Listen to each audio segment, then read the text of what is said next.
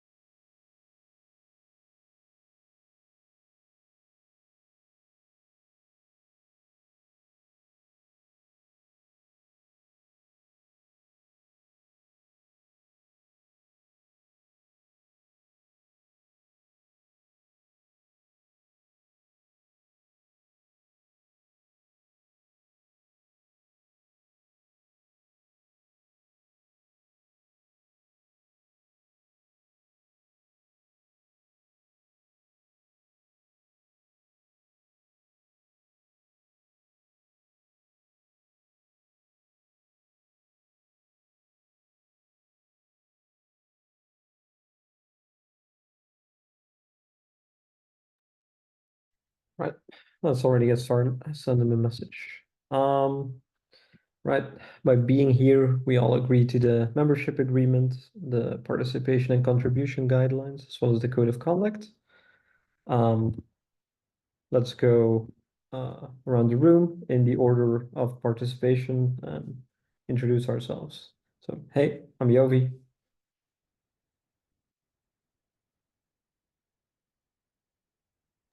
Hey, I'm Sahaj.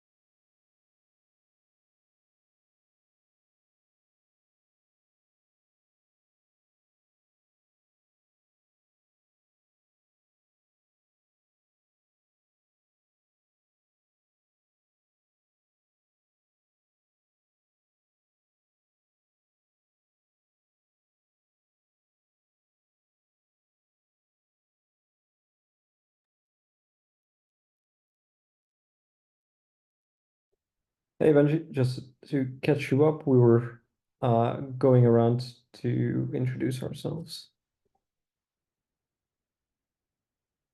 Oh, hey everyone, I'm Benji. All right. So for note taking, the doc is ready. If anyone wants to join in, it'd be appreciated. Um, the agenda points are filled out. Previous meeting, we had 3 action items, which was updating the type of process PR for GraphQL.js, which was done and is merged now. And 2 from people who aren't currently here. So I'll leave those in the middle. Looks like Lens did comment on his one. Right. First 2 talking points are yours, Benji. So I'll leave those up to you. Uh, I've got your stack size depth issue first, Oh, or oh, I switched them around to the notes doc. oh, okay, noted. Um, cool. Sorry, I'm just finding the links to the notes doc.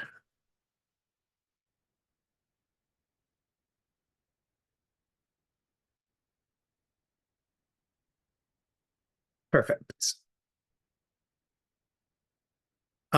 Okay, so I'm going to do them in the reverse order as well because it's easier to do the quicker one first. We've had main representing version 17 of GraphQL.js for quite a long time. And from what I understand from Ivan, the main reason that that's the case was to allow the incremental delivery to effectively be the big feature release of V17. But obviously we then had the big pivot on exactly what incremental delivery was going to be. So it's still actively under development, as Yakov will know, since he's the one doing a lot of the work there. So at the moment, that's still kind of unstable. And it means when people go and want to raise a pull request or they want to see what the code looks like, they're looking at the V17 code, which has changed quite a bit, I think, and had a lot of iterations, and it's still undergoing heavy changes. So I'd recommend that we change our default branch back to being effectively the latest stable release. There's 2 ways of doing that. Either we branch the V17 work off onto a V17 branch, and we set the main branch to be 16, the version 16 release, or we simply only through the GitHub dropdown change the default branch to be 16.x.x, which is what I think we should do, just so that pull requests by default go into that. That way they can be released to the public. It won't hold up other spec work waiting for incremental delivery to be finished. And then we can forward port each of those changes into V17. So to summarize, my proposal is that we just change what the default branch is on GraphQL.js to be the 16.x.x branch. How does everyone feel about that?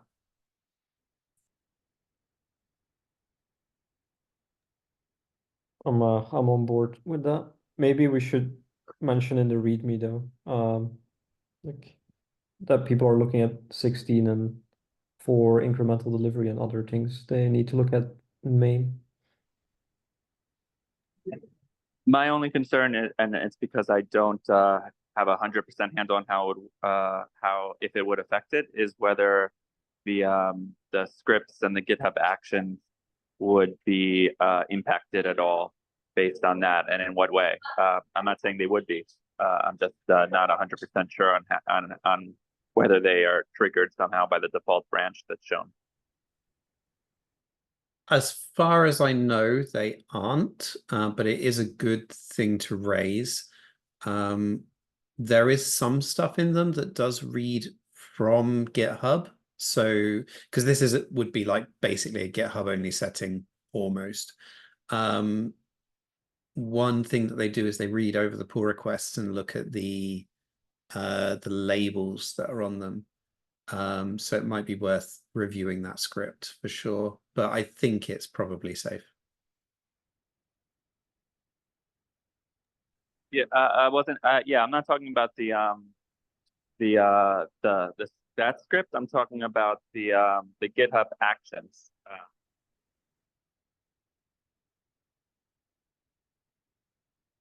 Oh, like the canary and stuff like that. Yeah, like that, and what the other checks that are run. I'm not sure how those would be affected. I'm not saying it's a problem. I just it could not be a problem at all. I'm just not 100% sure. Yeah, okay, good point. Well, we have two options there. Either we dig through them and see whether it looks like anything would be problematic and probably still miss whatever it is anyway, or we just change it and keep an eye out for any issues. I just looked at it. I don't see any like branch-wise rules. It's just like runs on every single PR. So I think we're fine. But the GitHub Actions bot that you reviewed there, Sahaj, or one of the other workflows? It's the workflows. Like there's only one workflow that we need to change on. It's the actual npm branch publish. Like you know how the every time you merge like the canary kind of publishes to a Dino branch, that stuff needs to change the head. There's only like two places we need to change. Other than that, it seems to not impact anything else. Okay, amazing. Sahaj, do you want to take on doing those couple of changes? And then when you raise that pull request, if you ping me, I'll change the default branch when we merge it. Okay. I'll just make it to v16xx then. Yes, I think that would be best. Cool.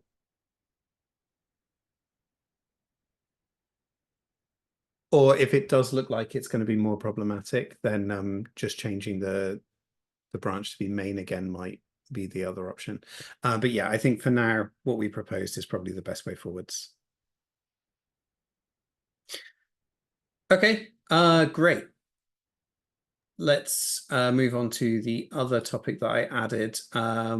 So I just wanted to let you know I spent about a full day last week going through various things on GraphQL.js, looking through old pull requests, some of which were mine, because I wanted to get some advances going on the one of and a few other things so that we can start those spec processes moving forward again.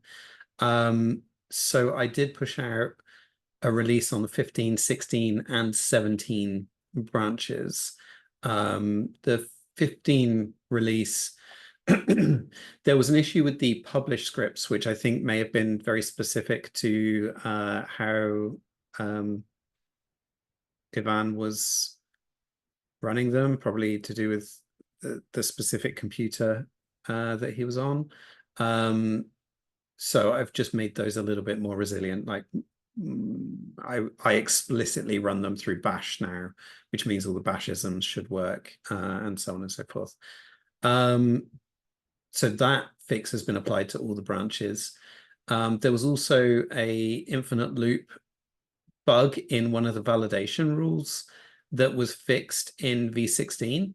I raised a backport of that months ago, and I just went ahead and raised that. I saw that Yovi had already approved it, so I went ahead and merged that.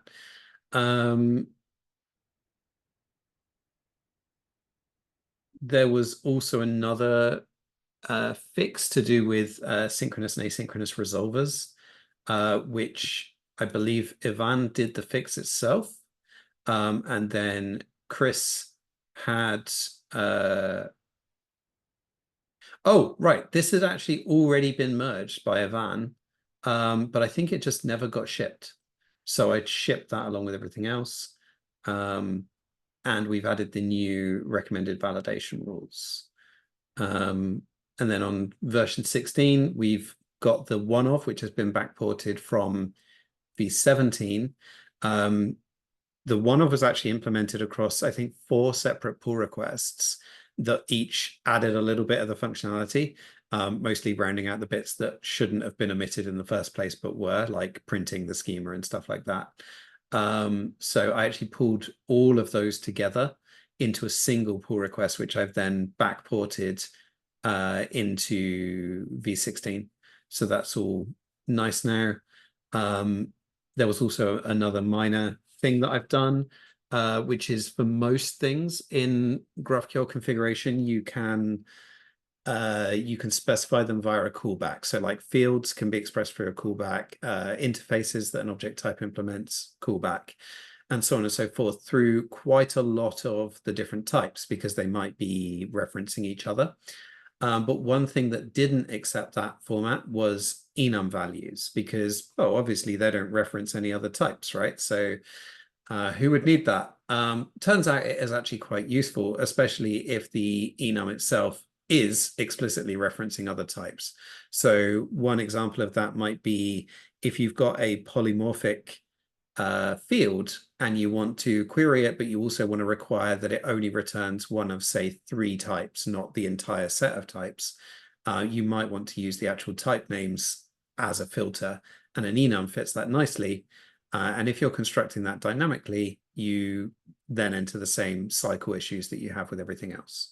So I've just pushed the code for that down into a callback in the exact same way that it works for everything else. So it's quite a minor feature, which again, I think Yovi approved a while back, and it's just been sat there. No one's seemed to care one way or the other, so that has been merged. V17, most of the work on there, of course, is from Yakov. There has been some more one-off things, for example, the one-off print schema fix. But yeah, this has all been shipped now, and also shipping works now well on all of those branches. And I think I've updated the instructions on how to ship as well. So we're in a much better position for understanding how that stuff works now, which is great. It means we can get out quick fixes if we ever need to. Yeah, that's all I wanted to say on that. Did anyone have any questions?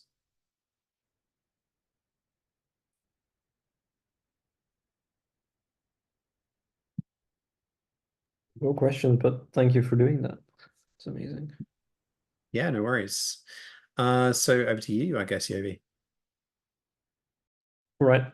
This nicely transitions from the recent releases into GraphQL.js maintenance.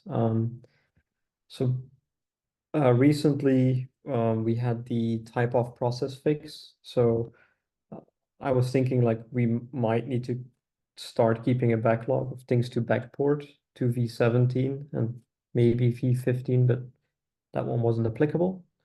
And maybe, well, it could be that I overlooked it, but it like asking for reviews is like tagging GraphQL.js reviewers, but that tag doesn't seem to work if you're not a member of the organization. And last is how do we go about getting issues closed? Because when you reference issues in a PR, they don't seem to actually work. They don't get closed, basically. Is that when you're merging things into v16? Yeah, exactly. Yeah, that's because v16 isn't the default branch. So when we change the default branch to be v16, everything will go back to auto closing when you merge into v16 again. That only addressed one of those points though. Yeah. Okay, as for the GraphQL.js reviewers, that's interesting. I wasn't aware of that, but it does make sense. We can just get anyone who needs to ping that added. If you're not already in it, Yobi, I can add you. Just ping me after the meeting and I'll do that. Yep. Yeah, I see no issue with adding people to, certainly to the read-only one should be no problem. For you, read-write is fine as well. And I think the other thing you mentioned was having like a log of the things that need backporting or forward porting. I think that would be wise. I will say, I think that V15 is effectively feature frozen. So the only things it should really be getting are basically fixes. I am particularly personally interested in V15 because PostgreSQL version 4 doesn't support GraphQL 16 because of some breaking changes that 16 made. So anyone using PostgreSQL version 4 is using GraphQL v15. So I will, like, one of the backports there was because one of my customers had that particular issue. Doesn't really matter because it's behind persisted operations anyway, but you know, it's always good to get those fixes in anyway. So yeah, I wouldn't worry too much about putting things on the backlog unless they are fixes for things like that infinite loop, you know, things that are going to cause people problems or be attack vectors or whatever. Okay, that makes sense. That was shorter than I expected. If we merge all the minor features into v16, then forward porting them into v17 shouldn't be too challenging, I hope. I think asking people to do both at the same time is probably a bit much, but hopefully a case of just going through afterwards and bringing them forward should be okay. We could also just merge the v16 branch into v17 every now and again, rather than doing explicit forward ports of individual pieces of functionality, just pulling the whole branch over. And that would be appropriate if we thought of v17 as effectively a long-running feature branch. But it's kind of in this sort of interim state at the moment. So I'll leave whoever's working on that to decide which way is the preferred way. I.e., Yakov, your choice.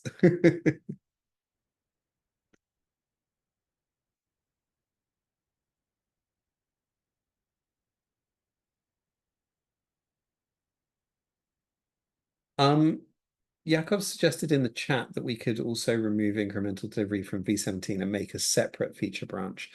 I'm not really sure that, I don't recall any other major pressing features that we really need to get out of v17 for.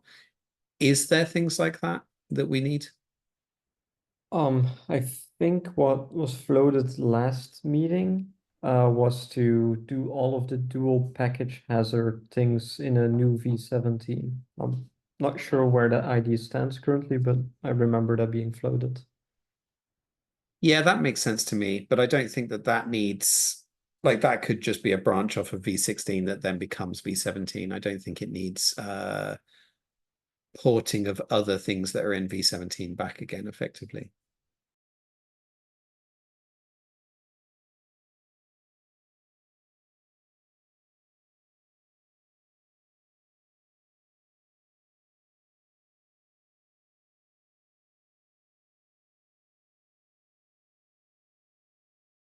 And Yakov's also pointed out that we definitely still need a release mechanism for the v17 branch, but we already have that via canaries, so that should be okay. I can also run releases if need be, so just ping me if you need me to run a release.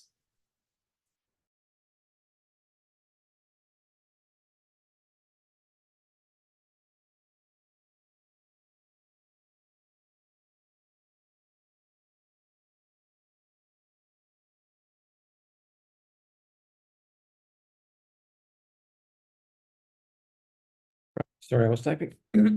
Are we good to move on? From my side, we are. Right. Then the last thing on the agenda is the stack size depth issue. So an older issue got a new comment about people running into basically like stack depth limits of JavaScript in collect fields, and in execute, as pointed out by Yakov in the PR. And I discovered that like depending on what kind of runtime you use, stack size depth is limited in other ways. Like some node versions have as little as 900.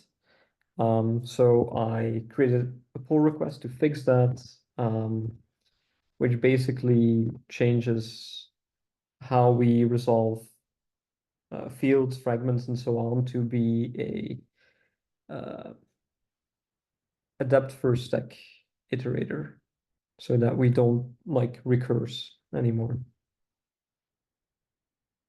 Just to clarify, is this effectively depth of selection sets? So inline fragment spreads and named fragment spreads and obviously fields. Yeah, exactly. Well, yeah, exactly. And is that just linear? Like 900 would mean that you're 900 selection sets deep, because that seems quite a lot of selection sets to be deep.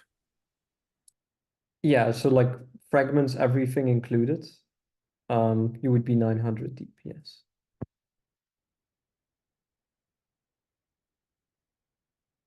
Yeah, all the fragments, Yakov points out in the chat, like it's everything. Like if you do a fragment spread and you go into that fragment, that is another like 2 recursions.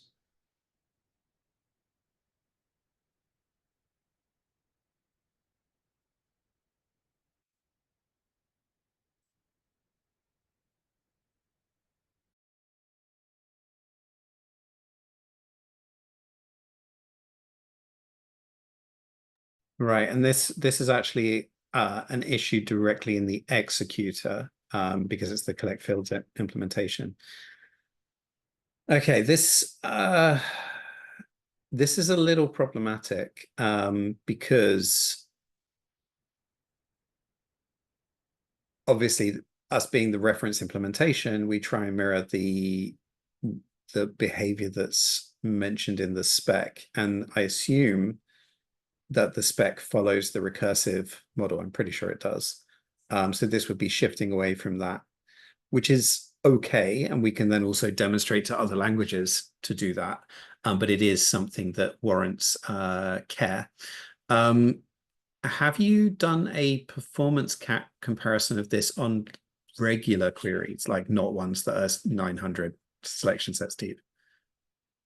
So I ran the performance check thing in GitHub Actions. I can do that again. In the start, it was like just a little bit faster. I don't know after my other changes.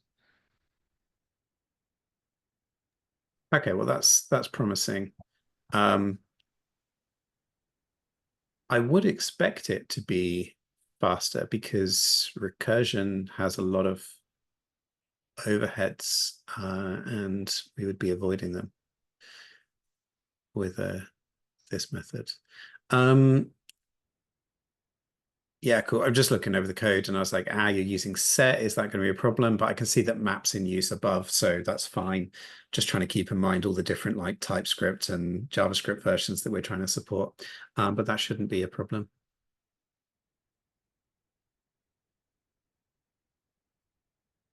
yeah, good. You're using mutation as well, which is good because you're not getting the massive overhead of building lots of replacement arrays over and over again.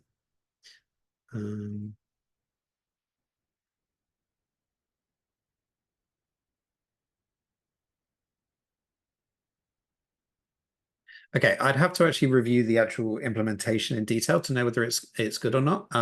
But the fact that you say that performance should be basically on a par or better is good news. I think this actually warrants raising in the main working group just to say we have this rule in the spec, but it hits this issue in these circumstances, and especially if you can justify that these are legitimate circumstances, because honestly, the first thing you say, 900 selection sets deep, that just seems unreasonable to me. But if there are people actually doing that legitimately, then we should accommodate that. So yeah, raising it and just saying the plan is to switch to this alternative model.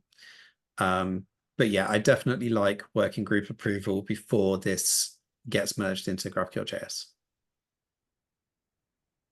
Okay, that makes sense to me. Yeah, it's also one of the main reasons I wanted to bring it up. Yeah, that's all then. I'll make an action item to bring this to the main working group.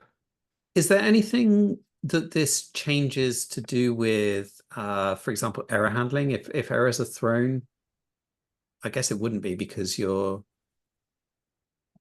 just collecting the fields, so you're not executing them. Yeah, in the start it did, but I went through some iterations. Sometimes the errors were in different orderings, but I went through the tests and ensured that they are in the same order now. Okay. Cool. Yes, that is important.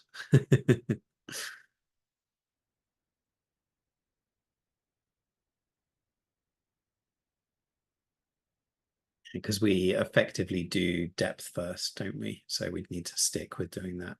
Yeah. Okay, cool. Well, thanks for doing the work on this. Who raised the problem?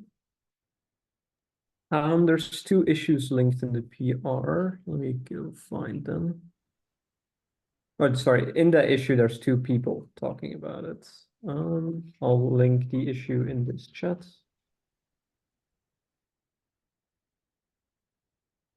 I noticed during some testing that sending queries with 10,000 fragments causes a range error.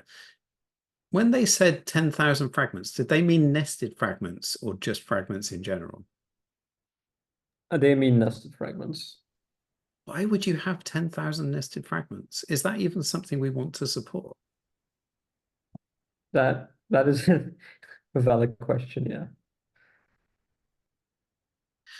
Before this comes to the main working group, I would like to see, or I think it should have a real world use case for it, because just putting a cap on the depth limit, like explicitly, and just saying like it never makes sense to go past 1,000, so we're just going to stop at 1,000, would also be an appropriate solution to this.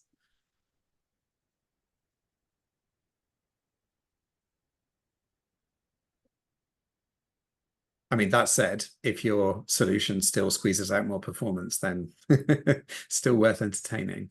But yeah. I will reach out to the two people in the issue as well. And maybe they can give us an example of how they're getting there. I don't recognize the companies they work for. But yeah. Okay. Sounds good.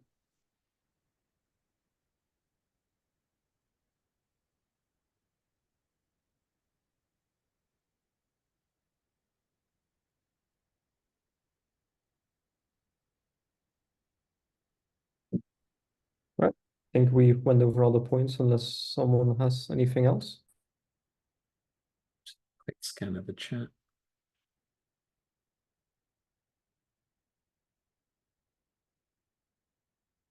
I think we're good.